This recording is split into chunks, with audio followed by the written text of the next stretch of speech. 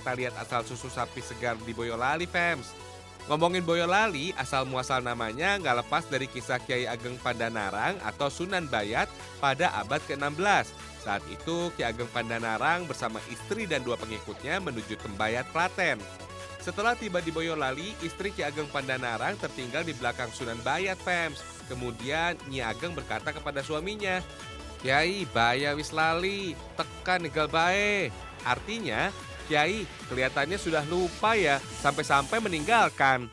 Nah, dari kata baya wis lali ini menjadi nama daerah Boyolali, Fems. Ada-ada aja ya. Sebetulnya berbasisnya folklore ya. Folklore itu soal yang sejarah tidak terlalu verified sebetulnya. Jadi folklore itu ya bisa berkembang sesuka-suka, publik itu menafsirkan. Folklore yang berkembang di Jawa itu rata-rata berbasis kepada legenda-legenda rakyat, termasuk Boyolali. Fems, kabupaten di kaki Gunung Merapi dan Gunung Merbabu ini adalah penghasil susu sapi di Jawa Tengah. Populasi sapi perah di sini bisa mencapai 65% dari jumlah sapi yang tersebar di Provinsi Jawa Tengah. Setiap hari, Kabupaten Boyolali bisa memproduksi susu sapi sekitar 120 liter. Melimpahnya hasil susu sapi perah di sini membuat Boyolali dijuluki sebagai New Zealand Van Java, Fems. Soalnya sama-sama dikenal sebagai produsen susu sapi tuh. Sebenarnya sih sejarah keberadaan sapi perah di Indonesia nggak lepas dari kehadiran warga Eropa di Indonesia pada abad ke-17 untuk memenuhi kebutuhan susu mereka, Fems. Ini memang kultur Belanda, karena Belanda dengan kejunya itu kekurangan logistik. Ya.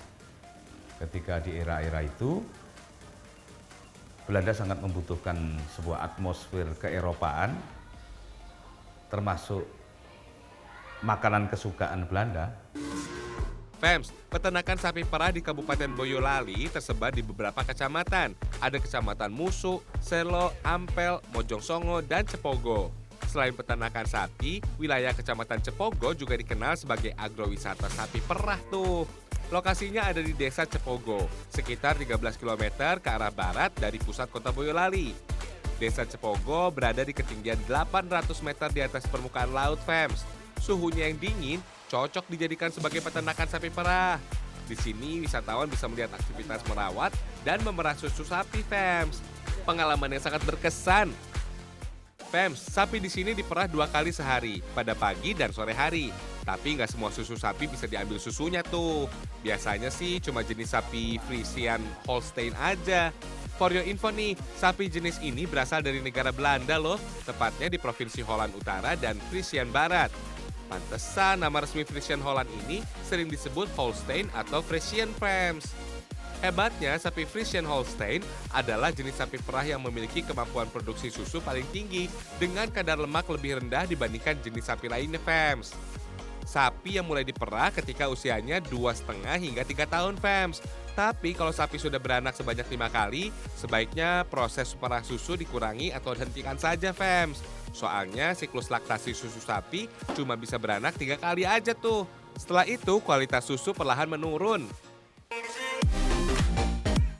Susu sapi terdiri dari asam amino, vitamin B2, vitamin A, vitamin D, kalsium, protein, folin, dan potasium. Susu sapi ini dipercaya bisa menjaga kesehatan tulang dan gigi, menyehatkan jantung, membangun otot, sampai menurunkan resiko osteoartritis pada lutut. Banyak banget deh manfaatnya.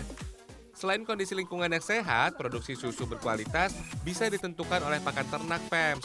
Biasanya sih dikasih singkong dan kulitnya untuk kekentalan dan meningkatkan kadar lemak susu. Rasa susu juga lebih manis loh, Fems. Kayak kamu. Hahaha. Tapi singkong nggak boleh langsung dikonsumsi ya, soalnya singkong mengandung sianida yang bisa menyebabkan sapi keracunan. Agar aman dikonsumsi, singkong harus disimpan sekitar 2 hari, Fems.